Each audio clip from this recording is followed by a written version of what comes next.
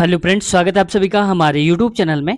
Friends, लगातार हम series चला रहे हैं, रेलवे ग्रुप डी का पेपर है और इसका आज 36 नंबर का पार्ट है।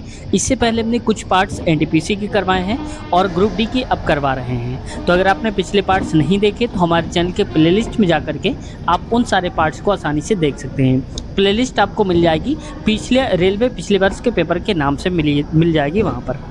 तो फ्रेंड्स, किसी भी एग्जाम के लिए प्रीवियस ईयर बहुत इंपॉर्टेंट हो जाता है। उससे आपको ये आइडिया लग जाता है किस टाइप के क्वेश्चंस आपको पढ़ने हैं और उसका लेवल क्या होने वाला है। तो बहुत हेल्पफुल वीडियो होने वाली है। अगर आप शुरू से लेकर के अंत तक इस वीडियो को देख लेते हैं तो आप लास्ट में ज़रूर कहेंगे कि सच में बहुत कुछ सीखने को मिला है।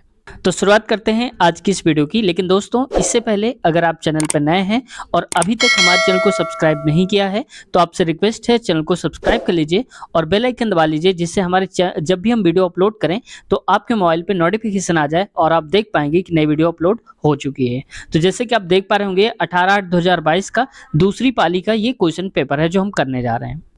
तो देखो, पहला ही क्वेश्चन है यहाँ पर, साधारण ब्याज का क्वेश्चन है। इसको समझते हैं।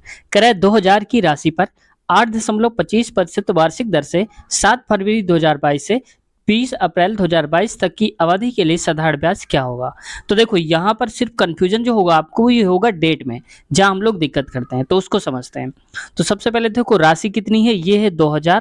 तो मैं लिख लेता हूँ इसको 2000 रुपये। ठीक है। इसके बाद परसेंटेज मूलधन गुणे दर होता है। तो 8/25 में दशमलव हटा देता हूँ क्योंकि डायरेक्ट मैं यहाँ पर 100 लिख देता हूँ।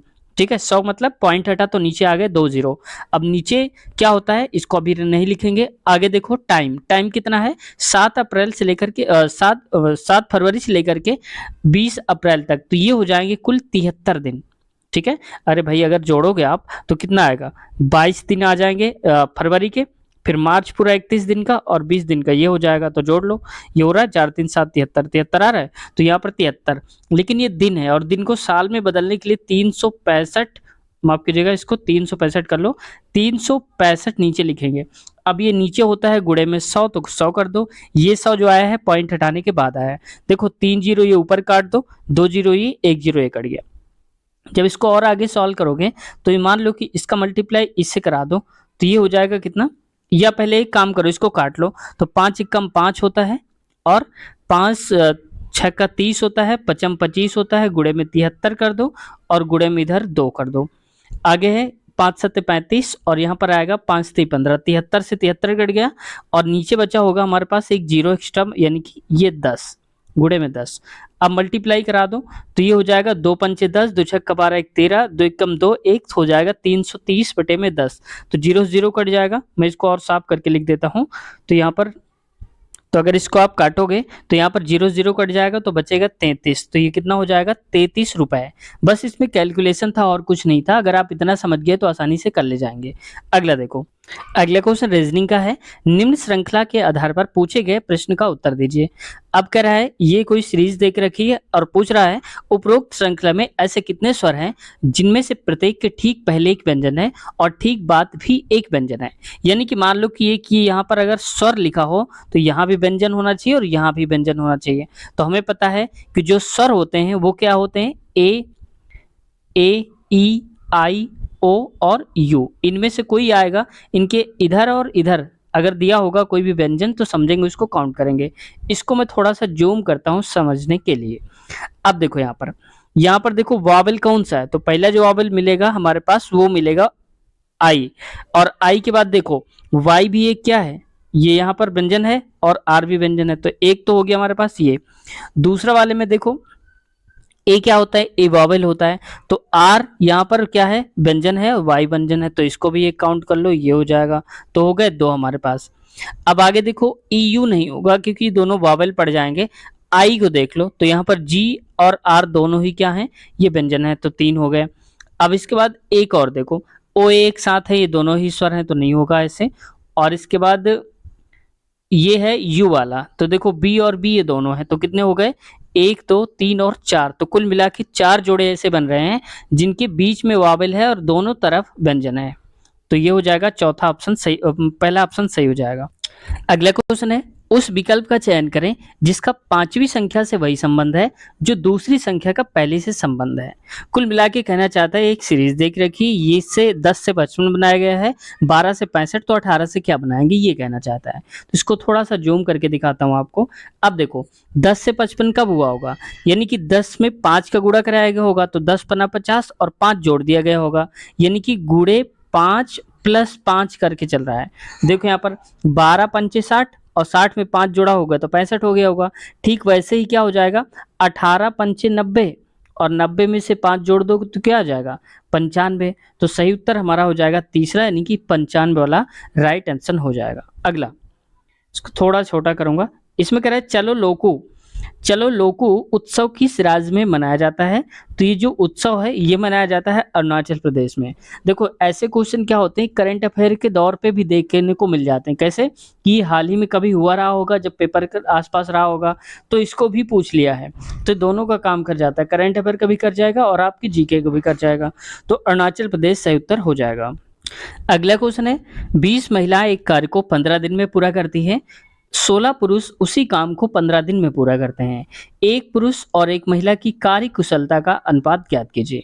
तो देखो यहाँ पर दिन बराबर ले रहे हैं, 15 दिन ये भी ले रहे हैं, 15 दिन ये भी ले रहे हैं पुरुष भी, लेकिन अंतर दोनों में अलग अलग, संख्या दोनों की अलग है। तो यहाँ पर मान लो कि मैं कह देता हूँ वोमेन W से और मैन कह देता हूँ मैं M से। तो 20 महिलाएं हैं तो इनको लिख दो 20 महिलाएं, काम तो बराबर ही करती हैं तो दोनों की वैल्यू बराबर हो जाएगी। और ये करते हैं 16 पुरुष, तो इसको काट दो, ये कटेगा 4 पंचे 20 और ये हो जाएगा 4 चौको 16, तो 5:4 आ जाएगा। यानी कि 5 महिलाएं जो काम करेंगी वो 4 पुरुष उस काम को कर डालेंगे। तो देख लो पहला ही से उत्तर हो जाएगा 5:4। ठीक है, कई बार क्वेश्चन को क्या करता है वो हमें घुमा देता है। अब मान लो यहाँ तो महिलाएं पहले दिया है और बाद में पुरुष दिया है, लेकिन जब अनुपात पूछ लेगा तो हो सकता है कह दे महिला और पुरुष का अनुपात बताओ, और ऑप्शन में भी ऐसा दे दिया जाता है, हालांकि यहाँ पर दिया नहीं गया है और वो क्वेश्चन जल्दी गलत हो जाते हैं आते हुए भी। अगला क्वेश्चन देखो, अगला क्वेश्चन कह रहा है दी गई अक्षर संख्या प्रतीक श्रृंखला का अध्ययन करें और पूछे गए प्रश्न का उत्तर दें, ऐसा बोला गया है। अब कौन सा बोला जा रहा है, ऐसे प्रतीकों की कुल संख्या ज्ञात कीजिए जिनके ठीक पहले एक संख्या और ठीक बाद एक अक्षर आता है। मतलब कि प्रतीक का मतलब कि मान लो मैं @ एक साइन बोल देता हूँ, इसके ठीक पहले कोई संख्या आना चाहिए, जैसे 1 2 3 4 करके आना चाहिए, लेकिन इसके बाद में एक अक्षर आना चाहिए, यानी कि लेटर ABCD करके कुछ आना चाहिए। समझ गए। अब ऐसा जोड़ा हम ढूंढते हैं यहाँ पर। अब देखो इसमें श्रेणी में देखो, तो यहाँ पर क्या है, एक 9 मिल रहा है। पहले अक्षर प्रतीक देख लो ये वाला, क्यों, क्योंकि ये एक प्रतीक है और इसके आगे एक अंक आना चाहिए, आ रहा है 9, और इसके बाद में एक लेटर तो M लेटर भी आ रहा है, तो एक तो मिल गया हमको। दूसरा देखो कहीं पर, यहाँ पर नहीं दिखेगा और यहाँ पर भी नहीं है क्योंकि ये है लेकिन इसके पहले अक्षर नहीं दिया है, तो ये भी गलत हो जाएगा। तो कुल मिला के इस पूरी सीरीज में सिर्फ एक ही जोड़ा मिल पाया है, तो चौथा वाला हमारा सही उत्तर इसका हो जाएगा। आप इसका चाहे तो स्क्रीनशॉट ले लें, बाद में आप इसको अपने आप से बैठ करके सॉल्व करना।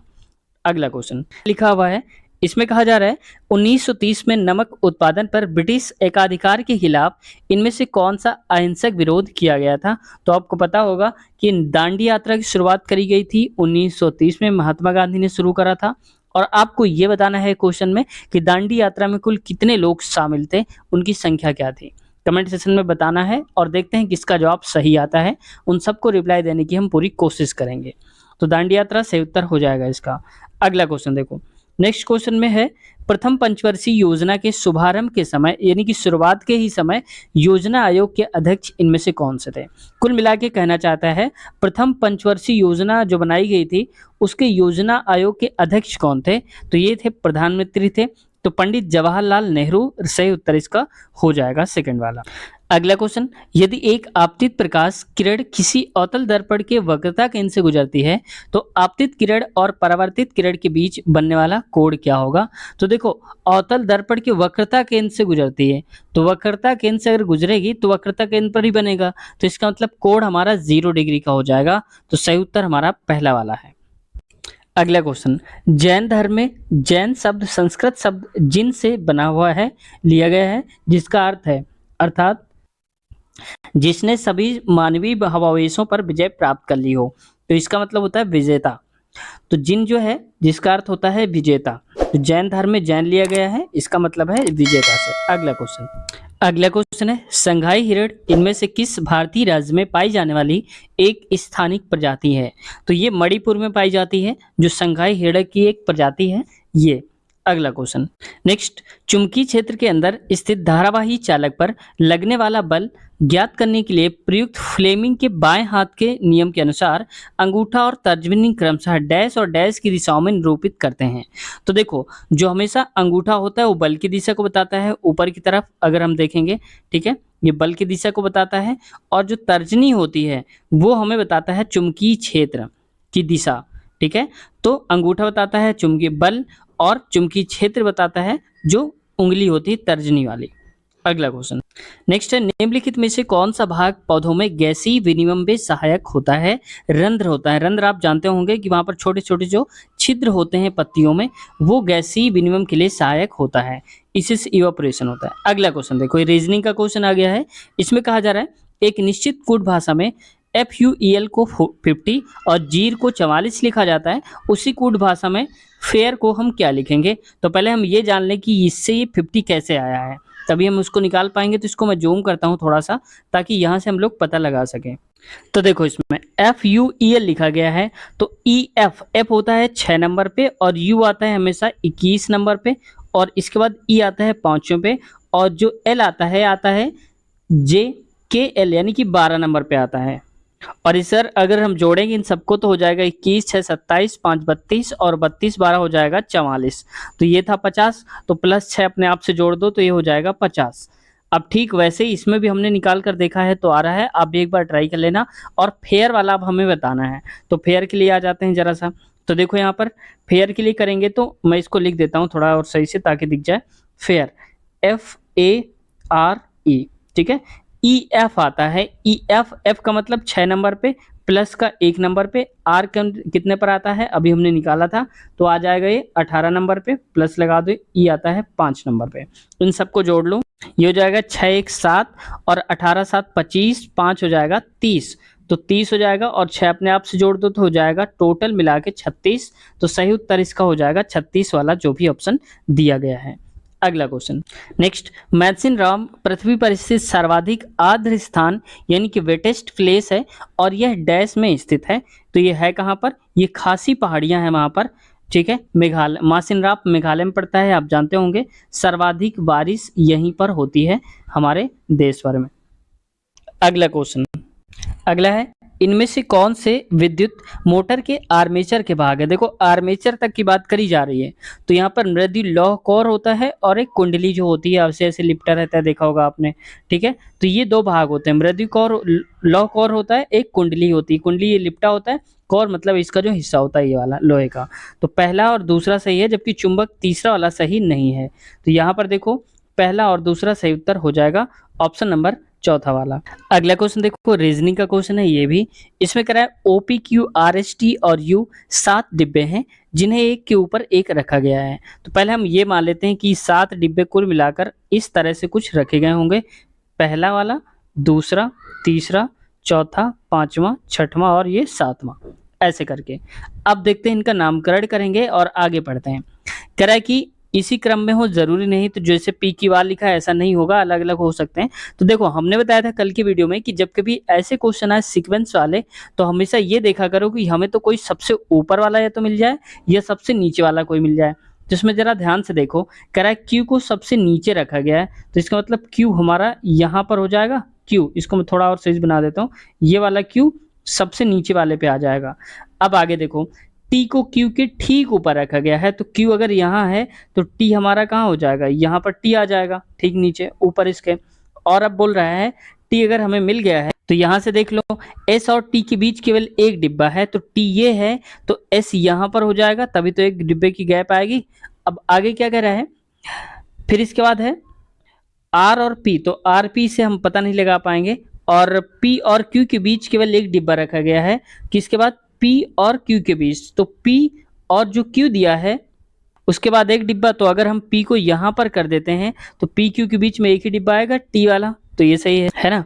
अब हमें ऊपर ज़्यादा दिमाग लगाने की आवश्यकता नहीं है, टाइम वेस्ट होगा। अब क्वेश्चन में देखो पूछ क्या रहा है, एस और क्यू के बीच कितने डिब्बे रखे हैं। तो देखो एस ये है हमारा ये वाला और क्यू हमारा ये है, तो इसके बीच कितने डिब्बे हैं, एक ये है पी और दूसरा है टी, तो कुल मिला के 2 ही डिब्बे रखे हैं, तो ऑप्शन नंबर दूसरा वाला सही उत्तर हो जाएगा।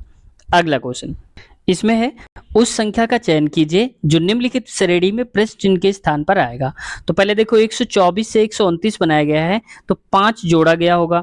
फिर 129 से 36 किया गया है, तो इसका मतलब कितना जोड़ा गया 7। फिर 36 से 45 हो गया तो जोड़ा गया 9, और 45 से हो गया 56 मतलब 11 जोड़ा गया। मतलब एक एक छोड़ छोड़ के जोड़ा जा रहा है, विषम संख्या है। तो 11 के बाद क्या जोड़ेंगे हम, प्लस का 13 जोड़ेंगे, तो 156 लिख लो और इसमें से 13 जोड़ दो, तो 6 3 9, 5 1 6 और एक ये 169। तो सही उत्तर हमारा हो जाएगा दूसरा वाला 169। नेक्स्ट क्वेश्चन, दिए गए आरेख का ध्यानपूर्वक अध्ययन करें और पूछे गए प्रश्न का उत्तर दें। विभिन्न भागों में दी गई संख्याएं व्यक्तियों की संख्या को दर्शाती हैं। अब यहाँ पर देखो ये ऐसे करके कुछ ग्राफ दे के रखा है, आप देख लो यहाँ पर, ठीक है। आप क्वेश्चन पढ़ते फिर हमें डेटा क्लियर हो जाएगा क्या पूछ रहा है। कह रहा है ऐसे कितने अकाउंटेंट हैं जो द्विभाषी हैं यानी कि बाइलिंगुअल हैं। तो यहाँ पर देखो अकाउंटेंट की संख्या क्या है, ये वाली अकाउंटेंट है ये पूरा का पूरा, लेकिन ऐसे अकाउंटेंट हमें चाहिए जो द्विभाषी के अंदर आते हो, मतलब इस गोले के अंदर आते हो। तो देख लो ये गोला ये वाला जो है पूरा का पूरा गोला ये वाला, तो इसके बीच में क्या उनसे कॉमन है, ये गोला और ये गोला में यही तो कॉमन है 15 और 9, तो 15 और 9 दोनों जोड़ दो 24 हो जाएगा। तो कुल मिला के ये जो बन रहे हैं 24, यही ऐसे व्यक्ति हैं। सही उत्तर हमारा चौथा वाला हो जाएगा। अगला, 1876 में भारत की राष्ट्रीय आय का प्रथम प्राकलन किसने तैयार किया था, यानी कि जो प्रारूप था वो दादा भाई नौरोजी ने तैयार किया था। कब की बात है, 1876 में, याद रखना आपको, ठीक है। ये क्वेश्चन रिपीटेड है और ये एक बार आ भी चुका है, इसलिए आप इसको और ढंग से याद रखना। अगला क्वेश्चन देखो, नेक्स्ट क्वेश्चन में कहा जा रहा है, ये है बायो का क्वेश्चन। तो फ्रेंड्स बायो के क्वेश्चन कई बार क्या होता है, बहुत ही डीपली क्वेश्चंस पूछ लिए गए थे। 2022 का जो पेपर है उसको जब एनालिसिस करते हैं तो पता चलता है कई क्वेश्चन तो बहुत ही हाई लेवल के पूछ लिए थे डीपली। फ्रेंड्स चैनल पे नए हैं और सब्सक्राइब नहीं किया है तो आपसे रिक्वेस्ट है सब्सक्राइब जरूर कर दिया करिए चैनल को। अब देखो यहाँ पर 19 नंबर का क्वेश्चन है, कह रहा है मनुष्य के पाचन तंत्र में होने वाली कौन सी क्रिया गंदगी पर साबुन के पायसीकरण की क्रिया के समान होती है।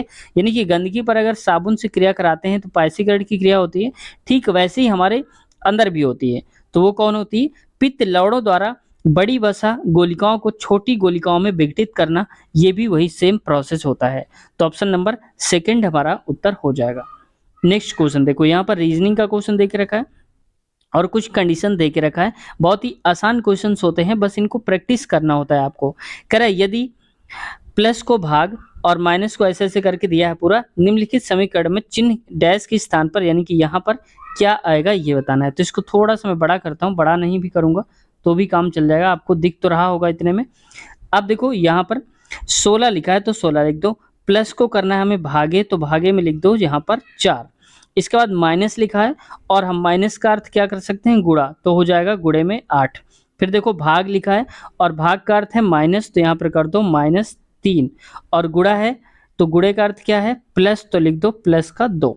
अब इसको देख लो, 4 चौक 16 हो जाएगा, 4 आएगा भाग देंगे तो पहले भाग तोड़ेंगे, 4 और 4 अठे हो जाएगा 32, 32 माइनस 3 प्लस का 2, और 32 तो होता है 34, 34 में से 3 हटा दो तो आएगा 31। सही उत्तर हमारा 31 हो जाएगा। ऑप्शन नंबर हमारा सही उत्तर हो जाएगा इस पहला ही वाला, ठीक है। तो फ्रेंड्स आज की वीडियो यहीं तक रखते हैं, फिर आगे नेक्स्ट क्वेश्चंस लेंगे हम नए पार्ट में। तो अगर कैसी लगी वीडियो आपको कमेंट सेक्शन में ज़रूर बताइए। अगर कुछ सच में सीखने को मिला है तो चैनल को अभी तक सब्सक्राइब नहीं किया दोस्तों तो चैनल को सब्सक्राइब जरूर कर लीजिए, ताकि ऐसी रेलवे की वीडियोस आपको पाने के लिए ये चैनल आपके लिए बहुत ही सुपर चैनल है। आप ये मान के चलिए कि सारे क्वेश्चन पेपर हम यहाँ पर करवाएंगे, चाहे एनटीपीसी हो, रेलवे, आरपीएफ हो, एलपी हो, टेक्नीशियन हो, सारे क्वेश्चन पेपर आपको पिछले वाले यहाँ पर मिल जाएंगे। साथ ही साथ फ्रेंड्स अगर आप मैथ की वीडियोस मैथ भी कंप्लीट करना चाहते हैं तो हमने अलग से प्लेलिस्ट बना दिया है, तो आप एक बार चेक कर लेना प्लेलिस्ट में इसी चैनल के।